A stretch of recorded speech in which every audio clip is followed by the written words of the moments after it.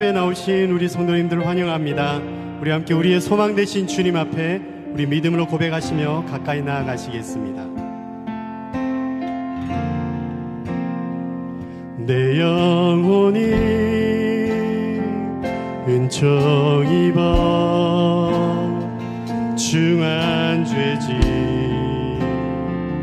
벗고 보니 슬픔 많은 이 세상도 천국으로 화하도다. 할렐루야 할렐루야 찬양하세. 내 모든 죄 사함받고 주 예수와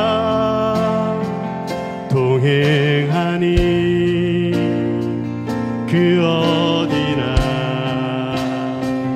하늘나라. 우리가 주의 얼굴을 사모합니다. 주의 얼굴 뵙기 전에 멀리 뵈던 하늘나라 내 맘속에 이루어지니 날로 날로 가깝도다. 할렐루야 찬양하세. 할렐루야 찬양하세. 내 모든 죄 사함받고 주 예수와 동행하니 그 어디나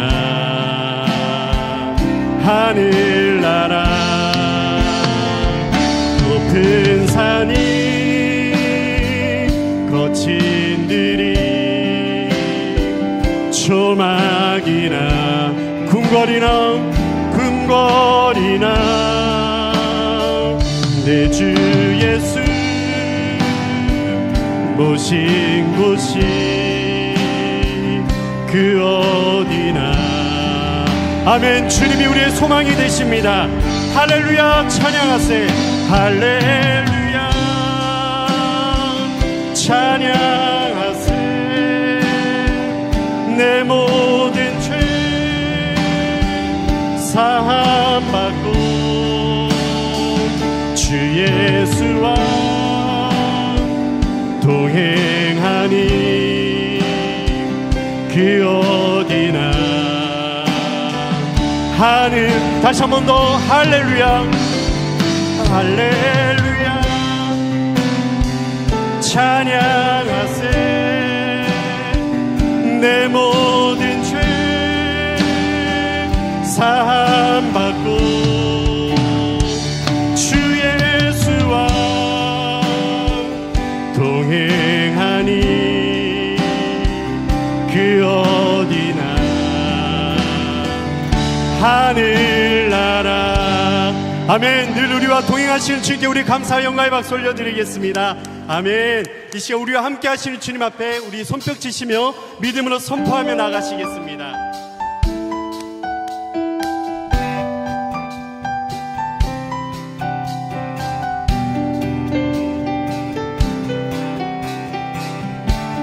다 함께 갈 길을 밝히 보이시니 갈 길을 밝히 보이시니 주 앞에 빨리 나갑시다. 우리를 찾는 그 주 예수 곧 오라 하시. 다시 한번 고백하시겠습니다. 갈 길을 밝히 보이시니 주 앞에 빨리 나갑시다. 우리를 찾는 그 주 예수 곧 오라 하시네. 죄악 벗은 우리 영혼이 기뻐 뛰며 주를 보겠네. 하늘에 계신 주 예수를 영원히 섬기리. 아멘. 우리를 부르시는 주님이십니다. 함께 우리를 오라, 우리를 오라 하시는 말 기쁘게 듣고 순종하세. 주를 믿기 지체 말고 속속히 나가세. 죄악 벗은 우리 영혼은 기뻐 뛰며 주를 보겠네. 하늘에 계신 주 예수를 영원히 섬기리. 주 오늘 여기 계시오니 다 와서 주의 말씀 드세. 듣기도 하면서 우리의 진리가 되십니다. 죄악 벗은 우리 영혼, 죄악 벗은 우리 영혼이 기뻐 뛰며 주를 보겠네. 하늘에 계신 주 예수를 우리 한 번 더 고백하시겠습니다. 죄악 벗은 우리 영혼, 죄악 벗은 우리 영혼이 기뻐 뛰며 할렐루야. 하늘에 계신 주 예수를 영원히 하늘에 계신 주 예수, 하늘에 계신 주 예수를 우리 한 번 더 고백하시겠습니다. 하늘에 계신 주 예수를 영원히 섬기리. 아멘. 주님께서 우리를 주님의 자녀로 부르셨습니다. 우리 이 시간 갈라디아서 2장 20절의 말씀을 기억하시며 우리 함께 이 찬송으로 우리 다 함께 믿음의 고백을 올려드리겠습니다.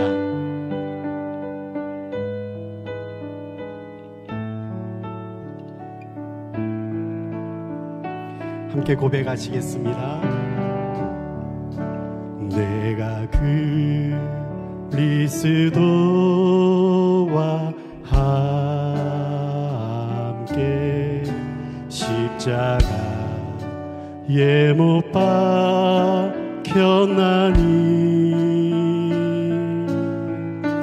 그런즉 이제 내가 산 것 아니요 오직 내 안에 예수께서 사신 것이라. 이제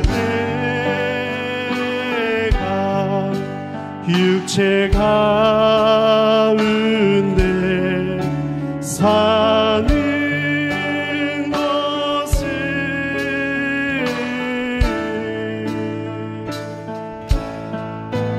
나를 사랑하사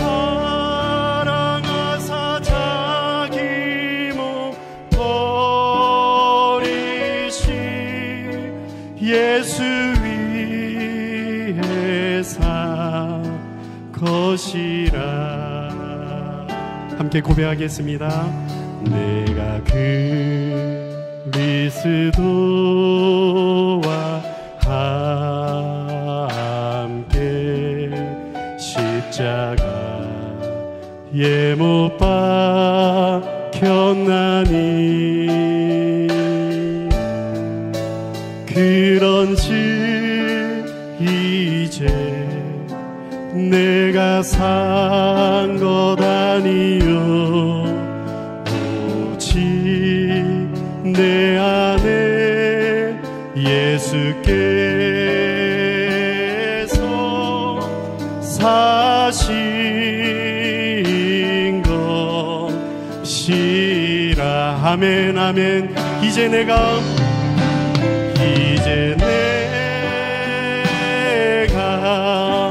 육체 가운데 사는 것을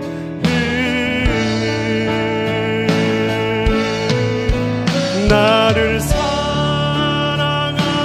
자기 몸 버리신 예수 위에 사 아멘. 이것이 우리의 믿음의 고백입니다. 한 번 더 고백하시겠습니다. 내가 그리스도와 함께 십자가에 못 박혔나니 그런즉 이제 내가 산 것 오직 우리 안에 오직 내 예수님께서 함께 하십니다. 예수께서 사신 것이라. 아멘. 이제 내가 육체 가운데 사는 것은 우리를 사랑하시고 나를 사랑하사 자기를 버리신 예수 위에 산 것이라.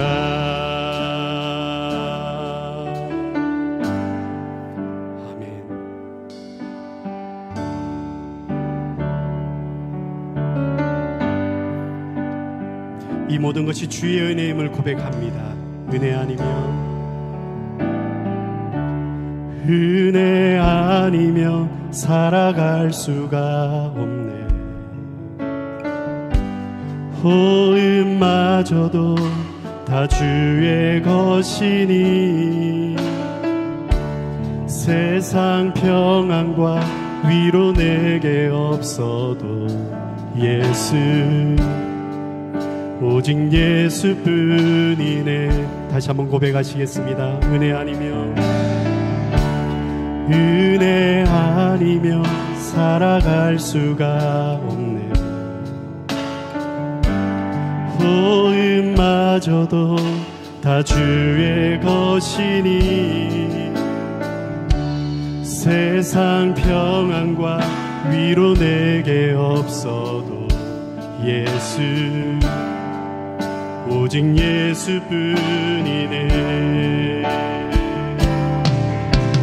크신 계획 다 볼 수도 없고 작은 고난에 지쳐도 주께 묶인 나의 모든 삶 버티고 견디게 하시네. 은혜 아니면 살아갈 수가 없네. 나의 모든 것 다 주께 맡기니 참된 평안과 위로 내게 주신 주 예수 오직 예수뿐. 우리의 목소리를 높여 고백하시겠습니다. 은혜 아니면 살아갈 수가 없네. 호흡마저도 다 주의 것이니 세상 평안과 위로 내게 우리에게는 예수님이 계십니다. 오직 예수뿐이네. 함께 크신 계획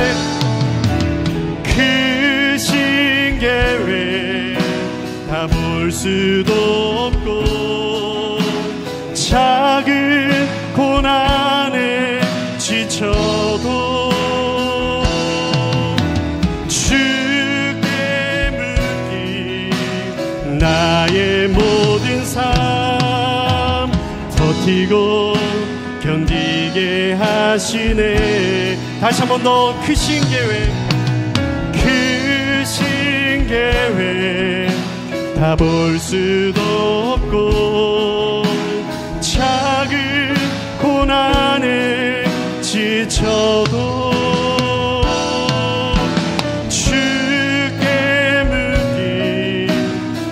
나의 모든 삶 버티고 견디게 하시네. 은혜 아니면 살아갈 수가. 주님은 우리의 모든 것입니다.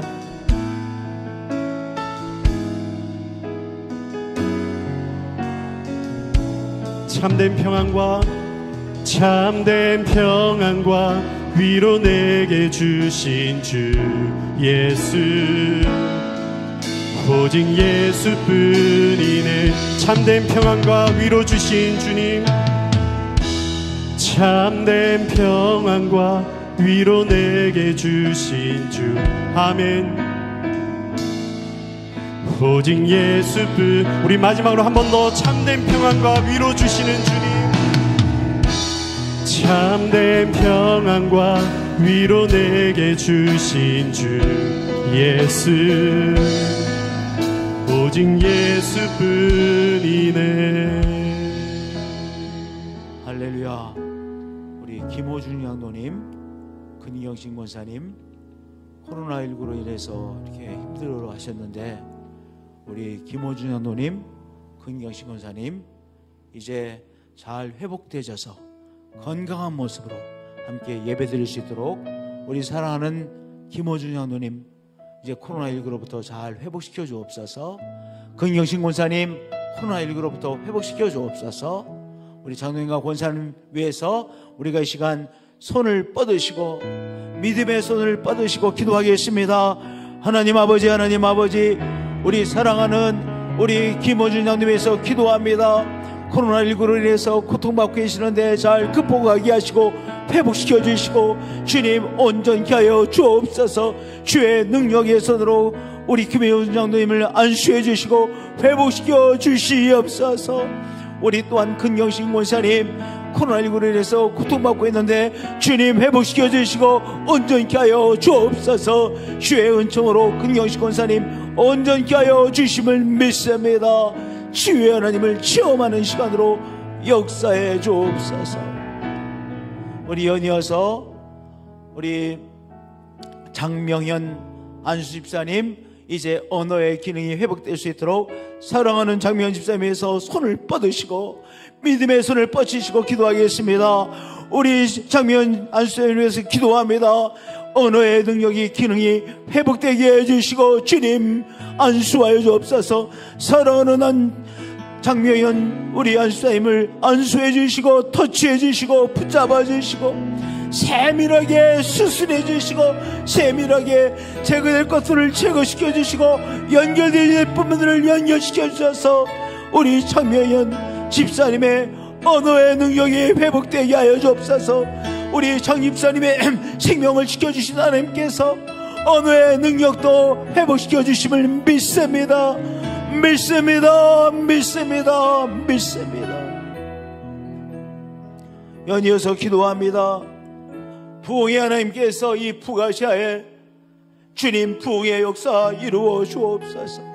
한국의 청년들 가운데 부흥의 역사 이루시고 부흥의 하나님께서 청년들 가운데 부흥을 이루시고 우리 청년들 가운데 부흥의 역사 이루시고 다음 세대들 가운데 부흥의 하나님께서 부흥 이루어 주옵소서. 일본 땅에 주여 일본의 청년들 가운데 성인들 가운데 교회들 가운데 부흥의 역사 허락해 주옵소서. 중국 어려운 가운데서 신앙생활하고 있습니다. 이제 중국 땅에 주여 중국의 정부가 막을 수 없는 놀라운 부흥의 역사가 일어나게 하여 주옵소서. 또한 대만 땅에 부흥의 역사 이루소서. 몽골 땅에 부흥의 역사 이루어 주시옵소서. 이 교회가 이 북아시아에 주님 부흥의 역사를 위해서 기도하고 애쓰고 있습니다. 우리의 비전으로 받았습니다. 하나님 이제 한국의 부흥의 역사 그리고 북아시아의 국가들마다 특별히 청년들 가운데 부흥의 놀라운 역사 우리 하나님 이루어 주시옵소서.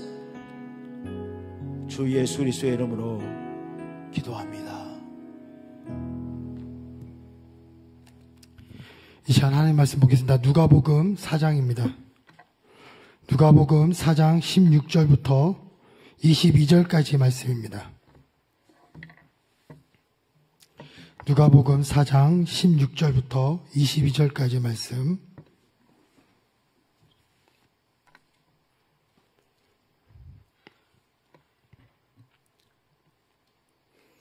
함께 제가 교독하시면서 이 시간에 한 절 한 절 함께 읽겠습니다. 예수께서 그 자라나신 곳 나사렛에 이르사 안식일에 늘 하시던 대로 회당에 들어가사 성경을 읽으려고 서심해 선지자 이사야의 글을 들이거늘 책을 펴서 이렇게 기록된 데를 찾으시니 곧 주의 성령이 내게 임하셨으니 이는 가난한 자에게 복음을 전하시게 하시려고 내게 기름을 부으시고 나를 보내사 포로된 자에게 자유를 눈먼 자에게 다시 보게 함을 전파하며 눌린 자를 자유롭게 하고 주의 은혜의 해를 전파하게 하려 하심이라 하였더라. 책을 덮어 그 맡은 자에게 주시고 앉으시니 회당에 있는 자들이 다 주목하여 보더라.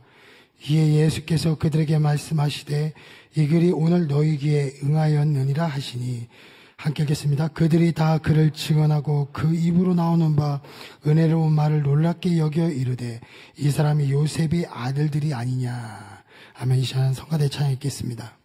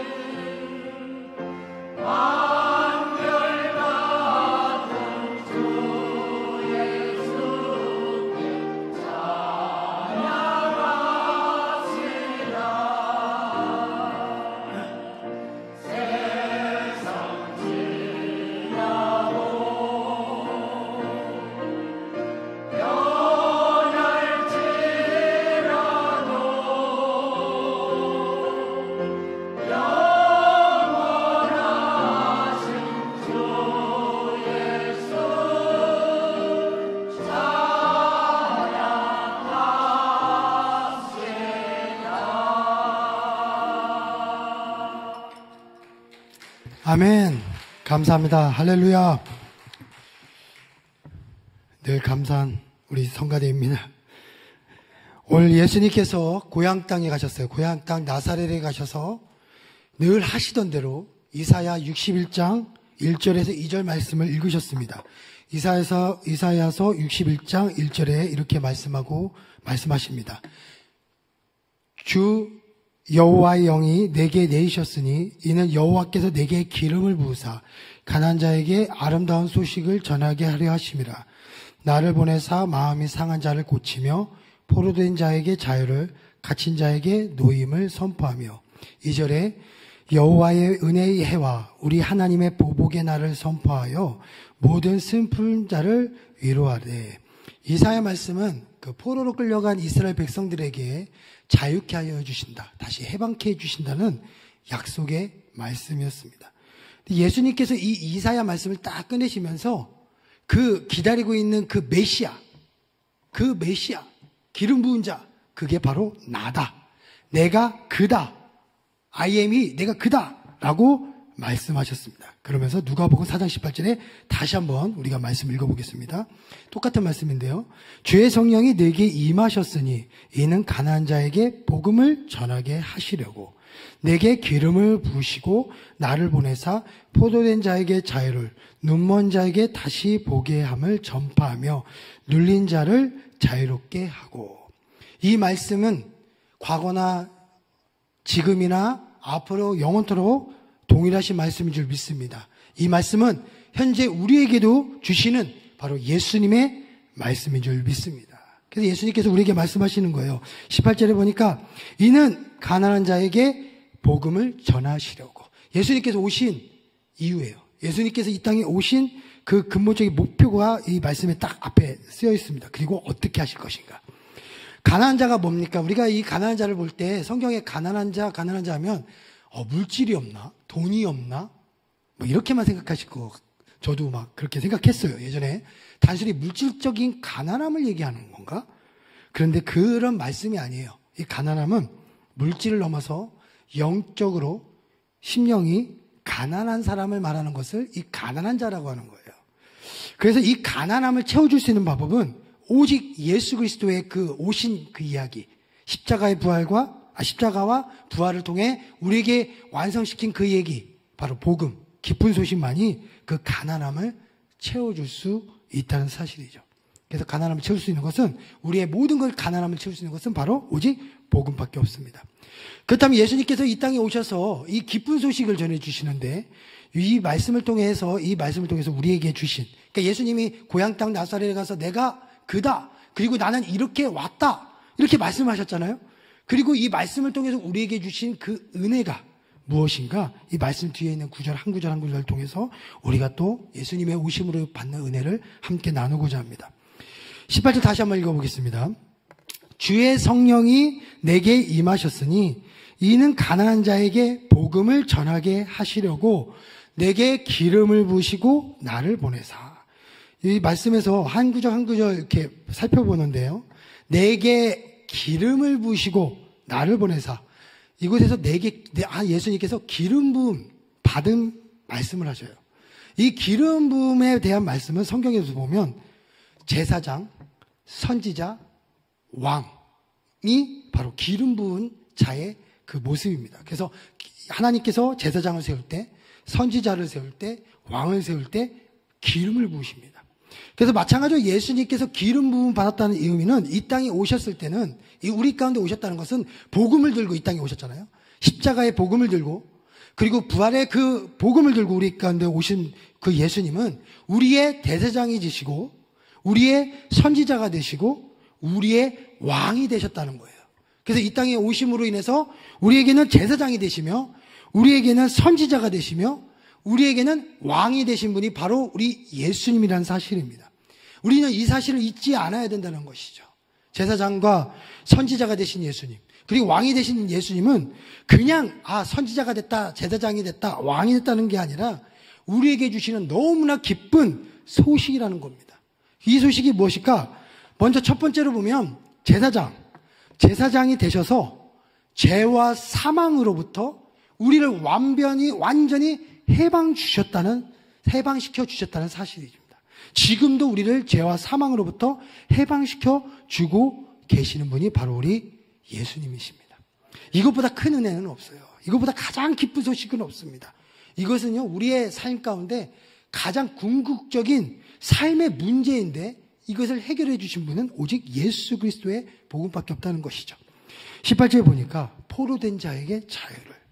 이 포로라고 하면요, 우리가 어디 감옥에 갇힌 것만 포로라고 생각하잖아요.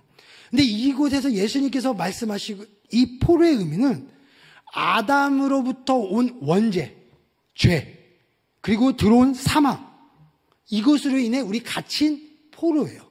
우리는 세상에 사는 예수님을 만나기 전에 우리의 모든 사람들은 죄와 사망의 굴레로부터 벗어날 수 있는 사람은 아무도 없어요.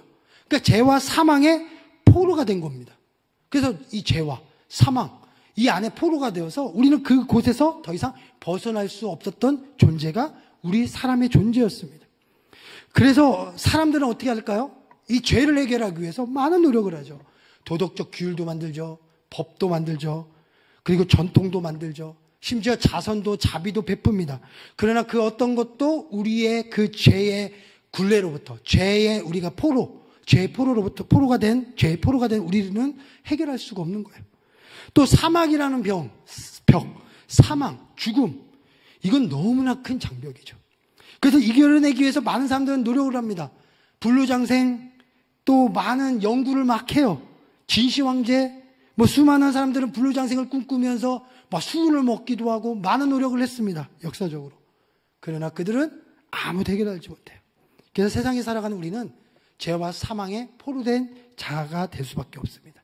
그러나 예수님께서는 무엇으로 오셨어요? 기름 부음 받으셨다는 것은 제사장으로 오셔서 제사장이 되신 거예요. 제사장은 어떤 분이신가요? 출애굽기 28장 41절에 너는 그것들로 내 형 아론과 그와 함께한 그의 아들들에게 입히고 그들에게 기름을 부어 위임하고 거룩하게 하여 그들이 제사장 직분을 내게 행하게 할지며. 제사장은요, 기름 부음 받음으로써 제사장을 세워지면 백성들이 짓고 있는 그런 많은 죄를 대신해서 하나님 앞에 제사를 지냅니다. 번제와 소제와 속건제와 소제제와 화목제를 통해서 죄를 해결해주고 하나님의 관계를 해결하게 하는 것이 바로 제사장의 역할이죠. 그래서 예수님께서 제사장으로 이 땅에 오신 것은 우리의 죄의 문제를 대신하여 드셔서 하나님께 올려다 드리면서 그 죄의 문제를 해결해 주신 그 예수님이 이 땅에 오셨다는 겁니다. 또 그뿐만 아니라 제사장은요, 단순히 제사장만 되신 것이 아니라 각이 뜨는 제물이 되셔가지고 그 피로 인해 우리의 죄의 문제를 해결해 주시고 십자가의 죽음과 부활의 승리로 인해서 우리의 사망의 문제를 해결해 주신 분이 바로 우리 예수님이라는 사실이죠. 그래서 예수님이 오신 기쁜 소식, 첫 번째 뭐냐? 제사장으로 오셔서 우리가 죄와 사망으로 영적으로 완전히 가난한 자가 되어 포로가 될 수밖에 없었던 우리에게 포로로부터 갇힌 우리를 자유케 해주시고 영원한 하나님의 기쁨을 누리게 하는 그 복음을 우리에게 주셨다는 사실입니다. 그게 바로 예수님께서 우리에게 오신 그 첫 번째 은혜라는 사실입니다. 두 번째는 선지자가 되셔서 길을 보이시는 분이십니다. 18절에 눈먼 자에게 다시 보게 함을 전파하며. 눈먼 자예요. 이 눈먼 자는 두 가지 의미가 있겠습니다. 첫 번째는 우리가 당장 우리의 앞길을 몰라요. 저도 모르고 우리 성도님도 모릅니다. 우리의 앞길은 그 누구도 맞출 수가 없어요. 아무리 잘 맞추는 젊게 운세라고 할지라도 그 누구도 우리의 앞길을 말할 수가 없어요. 한때 유행했던 무슨 예언, 코로나 터질 때 무슨 예언, 인도에 어떤 한 분이 또 나타나서 그 아이가 소년이 나타나서 유튜브에 떠돌고 그런 예언 엄청 많았어요. 다 안 맞아요. 처음엔 맞는 것 같아도 다 안 맞습니다. 우리의 길은 누구도 알 수가 없어요. 세상은 그렇게 찾아가도 우리의 길은 알 수가 없습니다. 그것뿐만 아니에요. 영적으로도 우리는 우리의 앞길을 알 수가 없는 거예요. 나의 영혼이 어떻게 이 영혼의 갈증을 해결해야 될지, 이 영혼이 어떻게 해야 될지 우리는 아무도 모르는 겁니다. 근데 예수님께서는 우리 가운데 무엇으로 오신 거예요? 제사장으로 오셨지만 선지자 예수님으로도 오신 거예요. 그래서 열왕기상 19장 16절에 너는 또 님시의 아들 예후에게 기름을 부어 이스라엘 왕이 되게 하고 또 하벨 무홀라 사밧의 아들 엘리사에게 무엇을 줘요? 기름을 부어 너를 대신하여 선지자가 되게 하라. 그래서 엘리야가요, 엘리사에게 세울 때, 후계를 세울 때 기름을 부어서 선지자가 되게 하셨어요. 하나님께서는 기름 부음을 통해서 하나님의 선지자를 세우셨습니다. 그리고 선지자는 어떤 역할을 하냐면, 첫 번째는 하나님의 뜻이 무엇인지 우리에게 알려주는 역할이 선지자예요. 두 번째는 영적 메시지를 통해서 우리에게 영적 깨달음을 주는 선포자가 바로 선지자예요. 더 자세하게 얘기하면요, 우리가 인생길을 걸어갈 때 우리가 어디가 하나님의 길인지, 하나님의 뜻이 무엇인지 모르는 우리 인생길을 걸어가잖아요. 그 길을 알려주는 게 그 당시에 선지자의 역할입니다. 그것을 누가 하신다고요? 바로 우리 예수님께서 하시기 위해 이 땅에 오셨다는 사실이죠. 제 인생길에서 정말 고민하고 어려울 대학교 그 생활 가운데 제가 무엇을 해야 될까 고민할 그때가 있었습니다. 정말 앞으로 내가 무엇이 되어야 될까? 그때 하나님께서 저에게 기도의 가운데 주신 말씀이, 너는 나에게 어떤 사람이 되고 싶으냐? 너는 나에게 너는 무엇이 되기를 원하느냐라고 물으시는 거예요. 찬양을 통해서 물으시고 기도 가운데 막 그렇게 말씀하시는 거예요. 그때 저에게 말씀한 고백이, 제가 고백한 게 하나님의 기쁨이 되겠습니다 라는 거였습니다. 그래서 기쁨이 되기 위해서 내가 무엇을 해야 될까 고민했어요. 근데 또 그때 또 저에게 주신 또 예언의 말씀이 좁은 길을 가라라는 말씀이었어요. 그때 제가 꿈을 꿨던 그 길이 바로 예배 인도자의 길이었고, 하나님 앞에서 그 말씀을 붙잡고 지금까지 오게 되었습니다. 그러니까 제 삶에 정말 힘들고 낙심되고 어려울 때마다 저를 붙잡아 주신 것이, 너는 도대체 누구의 기쁨이 되려고 이렇게 이 자리에 서 있는가, 그 말씀이에요.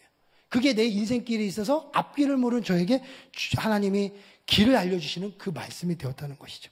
그게 바로 우리 예수님이십니다. 예수님이 이 땅에 오셔서 하나님과의 관계의 문을 열어주셨고, 또 선지자가 되셔서 하나님의 뜻을 우리에게 알려주시는 그 통로의 역할, 바로 그게 예수님의 선지자의 역할을 하신 것이죠. 그래서 우리에게 주시고 우리가 그 뜻을 알 수 있습니다.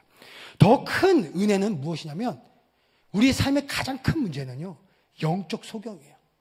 우리가 정말로 이것은, 영적 소경이란 말은 뭐냐면 나의 영적 상태를 내가 잘 모르는 거예요. 그러니까 우리 신앙생활에 있어서 굉장히 중요한 게 뭐냐면, 하나님의 자녀가 된 우리가 살아가는 데 있어서 나의 영적 상태는 잘 모릅니다. 왜 그러면 내 환경과 내 상황에 따라서 내가 살아가기 때문에 내가 정말 하나님과 관계가 멀어져 가고 있는지, 아니면 하나님과 관계가 뜨거워지고 있는지, 나의 영적 상태는 그냥 내 자신을 그냥 스스로 볼 때는 나는 잘하고 있는 것처럼 느껴져요. 그런데 그게 자칫하면 나의 영적 소경이 되는 것이고, 내가 영적으로 눈이 멀게 되는 것이고, 결국엔 죄와 사망에 다시 포로가 되는 경우가 너무나 많이 있습니다. 그래서 선지자는요, 당시 시대적으로 나타나셔서 영적 소경이 되는 이스라엘 백성들에게 하나님의 메시지를 자꾸 선포하는 거예요. 깨어라. 너희들이 아직도 모르는구나. 깨어라. 일어나라. 그래서 예수님께서 이 땅에 오심으로 해서 우리에게 완성된 것은 무엇이냐면, 우리가 우리의 영적 모습을 깨달을 수 있게 된 거예요. 그전에는 선지자를 통해서만 알 수 있었던 영적의 메시지를 우리는 예수님을 통해서, 성경의 말씀을 통해서 우리는 알 수가 있는 것이고요. 때로는 어떤 사람의 말씀 입술을 통해서, 하나님의 성령의 감동을 받은 하나님의 사람의 입술을 통해서 저의 영적 상태를 깨달을 수가 있는 것이고요. 또 한편으로는 여러 가지 찬양을 통해서 내가 잘못 살고 있구나, 이런 모든 영적인 상태를 깨달을 수 있게 된 거예요. 그래서 우리는 뭐가 됩니까? 영적으로 죄와 사망의 포로가 되지 않고 온전한 주님의 삶을 닮아갈 수 있게 된 것입니다. 제가 이 말씀을 주면서 제 스스로 이 말씀을 주면서 깨달은 게 뭐냐면, 제가 옛날에는요, 나떼 하지만 우리 아이들한테 제가 나떼 하면 다 싫어해요. 청년들도 막 나떼 하면, 나떼는 우리 교회에서 어땠는데 너는 어땠다 이렇게 하면 막 되게 싫어하는데, 제가 고등학교 1학년 때 제일 좋아했던 CCM 찬양팀이 소리엘입니다. 소리엘. 93년도에 데뷔를, 2년도인가 3년도에 데뷔를 해서 찬양하는데, 저는 그때 소리엘을 접하면서 너무 좋은 거예요. 제가 그 당시 좋아했던 가수가 양수경, 이런 사랑은 창밖의 빗물 같다, 이렇게 너무 신세대인가요? 저는 그런 트로트 막 이런 그런 막 앨범들을 좋아하다가 갑자기 소리엘 앨범을 들었는데 너무 좋은 거예요.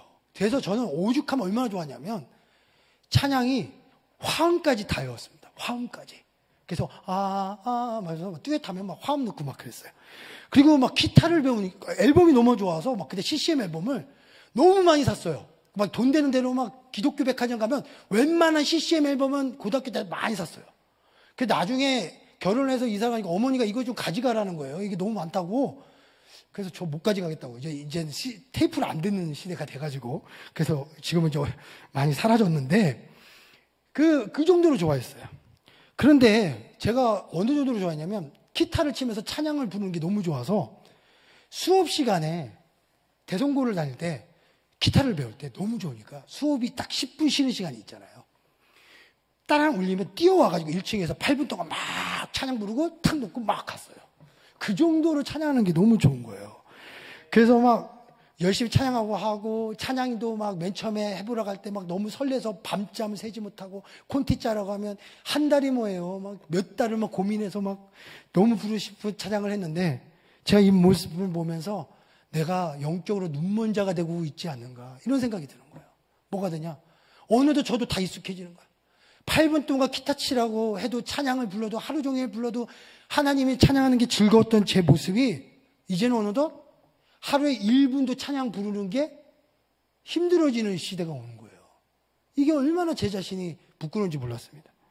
하나님 앞에 그렇게 앨범을 사서 모아서 했던 제가 어느덧 보니까 앨범은커녕 기독교 서적도 한 권 사는 게 그렇게 아깝다고 생각할 때도 생기는 거예요. 그게 얼마나 제 자신이 영적으로 눈머는 그런 모습이 되는지 제가 다시 한번 돌아보는 그런 계기가 되는 시간이 되었어요. 내가 그렇게 돼가고 있지 않은가. 이게 무엇입니까? 바로 예수님을 통해서 내 영적인 모습이 말씀을 통해서 깨닫게 되는 것이죠. 예수님은 우리에게 영적인 소경이 되는 그 모습을 깨닫게 해주셔서 하나님 자녀답게 살도록 우리를 인도해 주시는 그 하나님이십니다.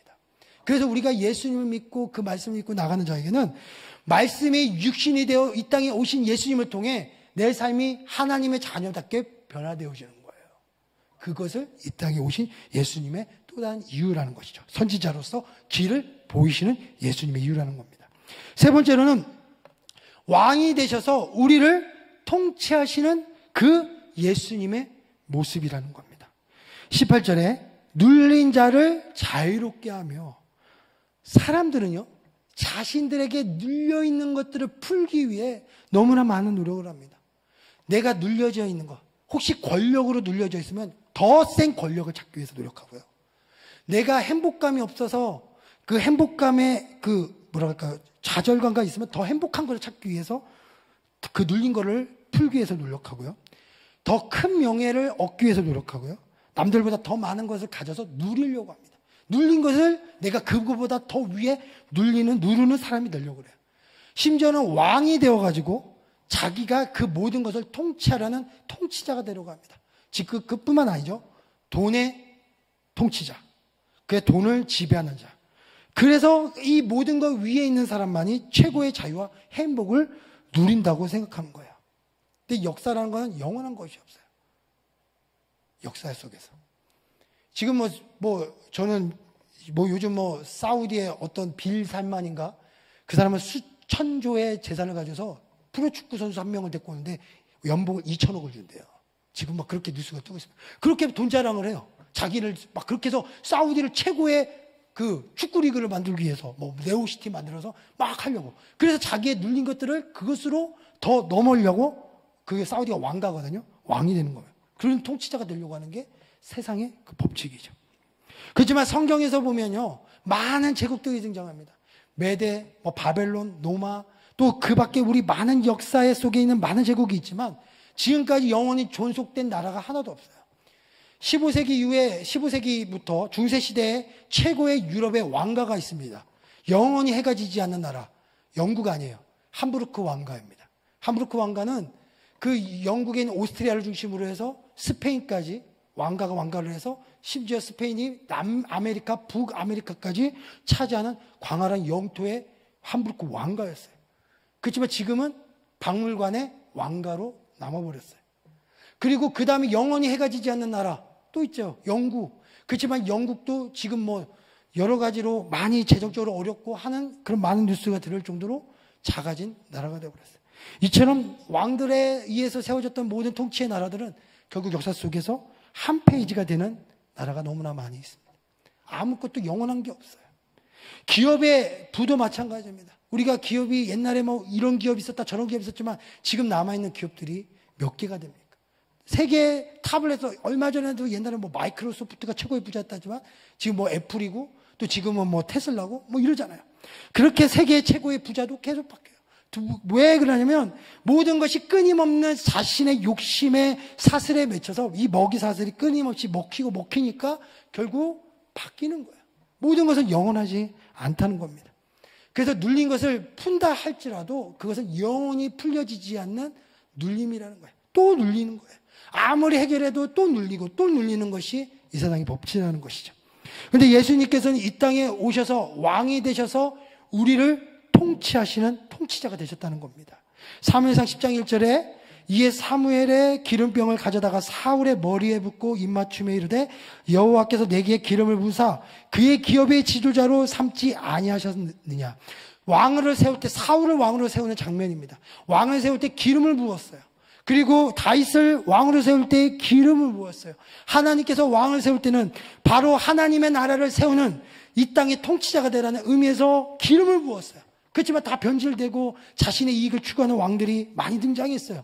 그러나 예수님이 기름 부은 바름으로 인해 왕이 된 이 나라는 변질되는 나라가 아니요, 멸망하는 나라가 아니요, 영원한 나라, 하나님의 나라의 통치자라는 거예요.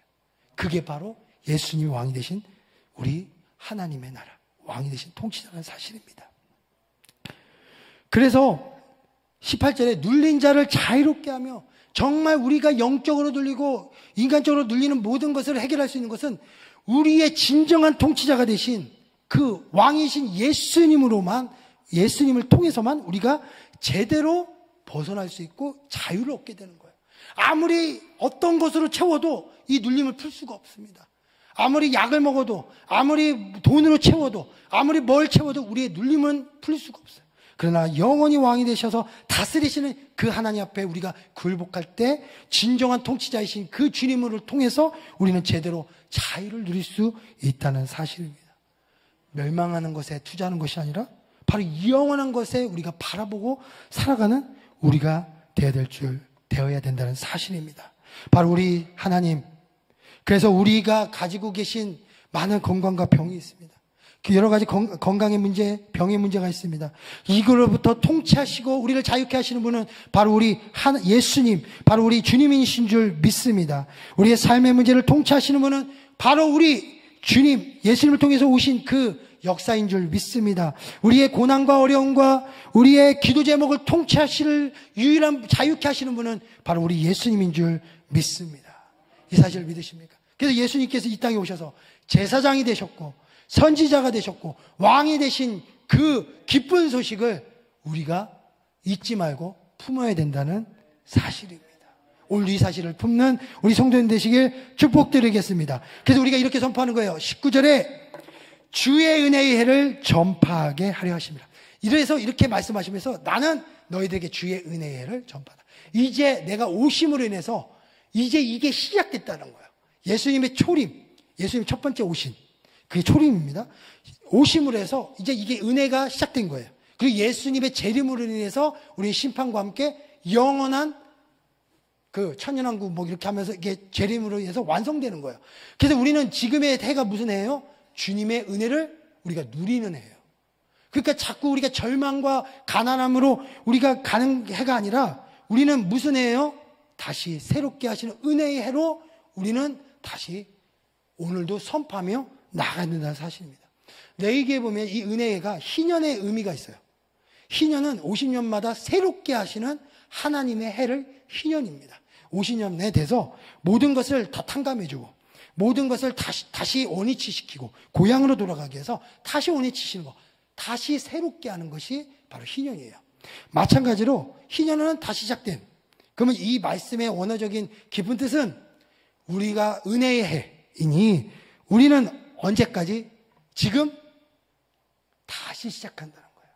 그러니까 지금까지는 우리가 어떻게 우리는 예수님을 바라보는지 모르지만 이제 우리가 은혜를 주신 그 예수님을 다시 붙잡고 오늘 그 은혜를 다시 누리는 바로 그 은혜의 해. 그게 우리 성도님과 우리 교회, 우리 모든 한 분 한 분이 되셔야 될 줄 믿습니다. 우리가 그런 성도님들 되어야 되는 거예요. 그래서 우리가 선포합시다. 주님의 은혜의 해입니다. 주님의 은혜가 주님의 은혜의 해입니다. 주님의 은혜의 해입니다. 아멘. 예수님께서 이렇게 말씀을 하셨어요. 근데 두 가지 반응이 나옵니다. 첫 번째, 나는 듣는 자인가 듣지 않는 자인가. 어떤 반응이냐면요, 21절에 보니까 이에 예수께서 그들에게 말씀하시되 이 글이 오늘 너희 귀에 응하였느니라. 이제 너희들에게 말씀했느니라 하시고 22절에 그들이 다 그를 증언하고 그 입으로 나오는 바, 여기서 두 가지의 모습이 나타납니다. 은혜로운 말을 놀랍게 여기는 자가 있었고, 이 사람은 요셉의 아들이 아니냐라고 따지는 자가 생겼어요. 예수님께서 이렇게 내가 이 땅에 오신 것은 제사장이요 복음을 전해주려 오신 것이요 선지자요 왕이시다.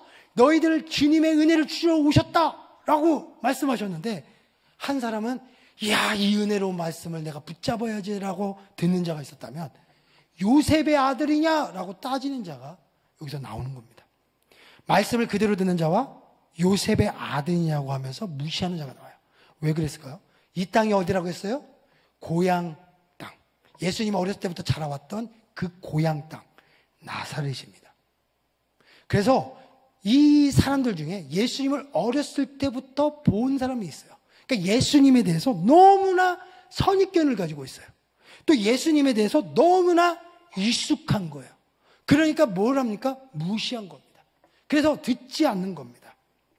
제가 이 말씀을 보면서 어떤 은혜를 받았냐면요, 어떤 도전을 받았냐, 누군가 이런 말을 해요. 야, 그거 이렇게 해야 되지 않냐. 그때 제가 딱 떠드는 게, 그거 나 알아 하고 맨날 하는 얘기 아니야. 그 말씀 다 아는 얘기야. 아유, 그거 다음에 그 얘기 하려고 하는 거지. 이게 이렇게 대답할 때가 있어요. 이 모습이 뭘까요? 나의 선입견과 익숙함으로 인해서 그 사람의 말을 아예 듣지 않는 모습이에요. 이 모습이 고향 사람과 같은 모습이라는 겁니다. 우리가 죄와 사망으로부터 자유케 하시는 예수님 말씀을 들을 때, 야, 이것이 구원에 대한 말씀이구나. 아멘. 내가 다시 오늘 이 말씀을 새롭게 받아 오늘 주님 앞에 다시 죄와 사망으로부터 자유케 하신 주님께 감사하며 찬양하겠습니다 라고 매일매일 찬양하는 것은 하나님 앞에 오늘 그 예수님을 다시 붙잡고 나가는 은혜를 누리는 삶이 되는 겁니다. 그런데 아유, 예수님 구원 나 알아요. 십자가 알아요. 아이고, 십자가 말씀, 복음의 말씀 하면 그거 다음에 그 얘기하려고 하는 거죠. 에휴, 뭐 그 뻔한 말이네 라고 얘기를 우리가 닫아버리면 뭐가 돼요? 고향 사람들처럼 은혜를 누리지 못하는 삶이 되는 거예요. 그래서 우리가 매일매일 주시는 그 말씀에 대해서 우리는 어떻게 돼요? 매일매일 희년처럼 새롭게 받아야 됩니다. 이것이 오늘도 나에게 은혜를 주시는 말씀이구나. 그리고 누군가를 통해서 주는 하나님의 메시지가 있다면, 또 환경을 통해서, 아니면 하나님께서 다양한 방법을 통해서 우리에게 주신 메시지가 있다면 우리는 어떻게 받아들여야 돼요? 이야, 나 알아. 선입견과 익숙함으로 먼저 보는 것이 아니라 무엇을 봅니까? 그래요, 내가 오늘도 하나님께서 나에게 함께 해주시는 새로운 말씀인 줄 믿습니다. 내가 오늘 붙잡습니다. 내가 오늘도 은혜를 누립니다 라고 붙잡아야 되는 거예요. 내가 병으로서, 건강으로서 어려울 때 누가 그럽니다. 내가 기도해 줄게. 그러면 또 저도 옛날에 그랬어요. 뭘 기도야, 하겠어? 뭐 이러면 은혜가 안 되는 거예요. 그때 아멘하고 받아들이는 거예요. 그분이 어떻게 기도하든 상관없습니다. 그래, 나를 위해 기도해주는 하나님의 은혜구나. 그럼 나도 기도하라는 은혜구나. 그래, 나도 오늘도 기도하며 새롭게 받을 때 어떻게 돼요? 어제는 당장 응답해 주지 않아도 내일이면 응답해 주실 하나님의 은혜를 누리는 말씀이 된다는 겁니다. 내가 길을 하나님께서 알려주셔요. 그런데 그 길에 대해서 하나님, 나 저번에 가봤는데 안 돼요. 베드로가 물고기 낚을 때 다 알아요. 전문가예요. 백날 익숙한가 선입견으로 바라봤으면 고향 사람이 됩니다. 그러나 어떻게 됩니까? 주의 말씀 의지하여 그물을 던지고 하나님을 바라볼 때 어떻게 돼요? 놀라운 그물이 낚이는 것처럼 우리도 은혜를 누리게 되는 거예요. 어제는 내가 그 길을 가봤는데 아무런 약속이 보이지 않고 답답했어도 오늘 새롭게 주신 그 약속을 붙잡고 내가 다시 간다면 어떻게 돼요? 그 새로운 삶을 통해서 오늘 또 은혜를 누리는 놀라운 일을 우리 가운데 보여주시는 하나님인 줄 믿습니다. 우리가 생각해야 돼요. 과거의 예수님이 아닙니다. 과거는 과거일 뿐입니다. 예수님은 지금 현재도 역사해 주시는 하나님, 우리 주님인 줄 믿습니다.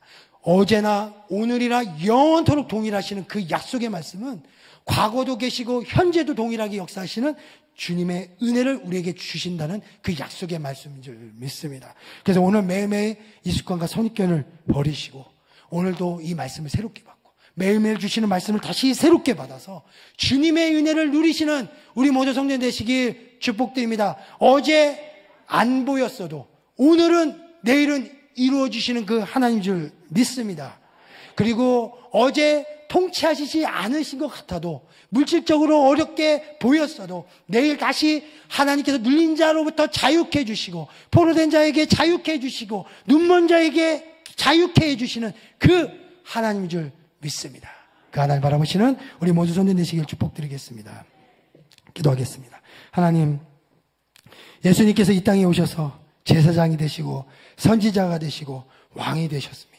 이 기쁜 소식을 우리가 들을 때 매일매일 우리가 새롭게 받음으로 우리가 오늘도 기뻐하고 내일도 기뻐하며 주님의 은혜를 누리는 우리 모두 성도님 될 수 있도록 인도하여 주시옵소서. 그래서 매일매일 기뻐하며 감사하는 우리 성도님 될 수 있도록 함께하여 주시옵소서. 어제 기도했다고 해서 오늘 기도 안 하는 것이 아니라 오늘도 기도하고 또 어제 힘들었다고 해서 오늘도 낙심하는 것이 아니라 오늘도 인도하시는 주님을 붙잡고 그리고 오늘도 동일하게 역사해 주시는 그 은혜를 하나님을 붙잡고 나아가는 우리 모든 성도님 될 수 있도록 함께하여 주시옵소서. 오늘 그 주님 바라봅니다. 그 주님 믿습니다. 오늘도 함께해 주시며 제사장이 되시며 선지자가 되시며 왕이 되신 우리 하나님 앞에 감사드리며 예수님의 이름으로 기도드렸습니다. 시작됐네. 우리 주님의 능력이 나의 삶을 다스리고 새롭게 하네. 자유하네. 죄와 사망으로부터 나의 삶은 변하구나. 충만하네. 은혜로다. 주의 은혜 한량없는 주의 은혜 은혜로다. 주의 은혜 변함없는 신실하신 주의 우리 처음부터 고백하시겠습니다. 시작됐네. 우리 주님의 능력이 나의 삶을 다스리고 새롭게 하네. 우리를 자유케 하셨습니다. 자유하네. 죄와 사망으로부터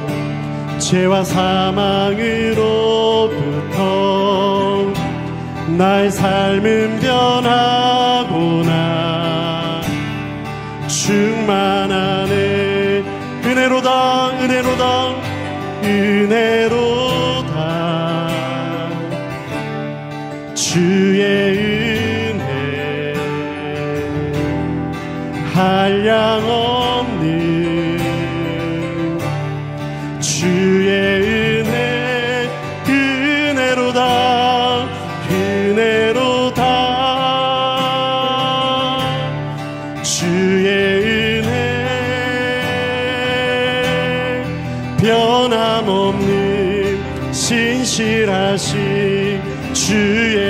변함없으시고 신실하신 변함없는 신실하신 주의 은혜. 할렐루야. 우리 저를 따라서 아멘 하시기 바랍니다. 아멘. 아멘. 우리 생명의 말씀을 나의 말씀으로 받는 것이 아멘이잖아요. 귀한 말씀 하는데 가만히 있어도 은혜 받을 수가 있어요. 그러나 내가 귀한 말씀이구나 하나를 받는다면 아멘하면 10개의 말씀으로 받아들이는 거예요. 더 깊이 내 심령 속에 들어오는 것이죠. 그러니까 우리 교회가 너무 아멘이 없어가지고 제가 몇 주일 전에 설교하다 너무 놀랐어요. 큰일 났구나. 그리고 말씀을 전하는데 말씀이 나가지가 않는 거예요. 정말. 그러니까 우리 장로님들, 권사님들 자꾸 아멘 해주셔야 돼요. 그래 나한테도 은혜가 되어지고 말씀을 전하는 목회자도 설교자도 더 힘있게 말씀을 전할 수 있는 거예요. 저를 따라서 해주시기 바랍니다. 아멘. 아멘. 이번 주일에 제가 3주일 만에 말씀 전해요. 근데 아멘 하실 거예요, 안 하실 거예요? 정말. 그러니까 억지로 해도 막 하세요. 억지로도 하세요. 네, 그렇게 하셔야 돼요. 정말 하셔야 돼. 이왕 전에 잊어버리면 안 돼요. 네? 오늘 수요일인데 이제 금요일 주일날 아멘을 하자고요. 자꾸 아멘 하자고 하면 나한테 은혜가 되어지고 또 우리 교회 전체 은혜가 돼서 하나 흡수되어지는 것이 5개, 10개로 쫙 내 영혼 깊숙이 흡수가 되는 거예요. 잃어버린 아멘을 이제 회복하자고요. 하나님 감사합니다. 경배합니다. 이렇게 오늘 우리가 수요 예배를 드릴 수 있는 은총 주셔서 감사합니다. 이렇게 또한 정민근 목사님 나오셔서 주님 찬양 인도해 주시고 김지영 목사님 생명의 말씀 열심히 준비해서 힘있게 전달에게 말씀 선포해 주셔서 감사합니다. 우리 장로님들과 우리 권사님들과 함께 이렇게 또한 김신호 목사님과 함께 예배드리게 해주셔서 감사합니다. 우리는 예배자입니다. 우리 존귀하신 하나님을 예배합니다. 마음속에서부터 온 몸을 다해 우리 하나님을 예배합니다. 성삼위 하나님을 예배합니다. 이제는 주 예수 그리스도의 은혜와 하나님 아버지의 크신 사랑과 성령님의 교제하시고 교통하심이 우리 하나님을 예배하는 우리 예배자 한 분 한 분들 위해